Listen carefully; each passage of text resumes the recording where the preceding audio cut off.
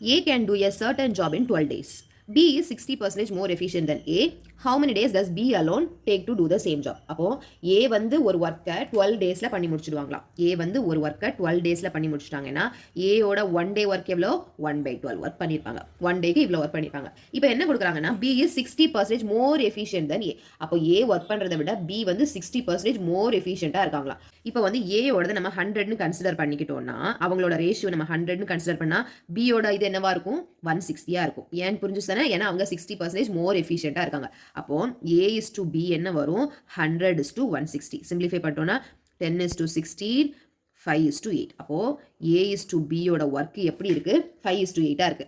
இது வந்து அவங்களோட ஒர்க் எஃபிஷியன்சி. அப்போ டைம் டேக்கன் இது வந்து ஒர்க் எஃபிஷியன்சி. அப்போ டைம் டேக்கன் எப்படி இருக்கும் A is to B யோட டைம் டேக்கன் 8 is to 5 இருக்கும். ஏன்னா இவ்வளோ சீக்கிரம் அவங்க ஒர்க்கை முடிக்கிறாங்கன்னு கொடுத்துருக்காங்க. கரெக்டாக இவ்வளோ எஃபிஷியண்ட்டாக அவங்க ஒர்க்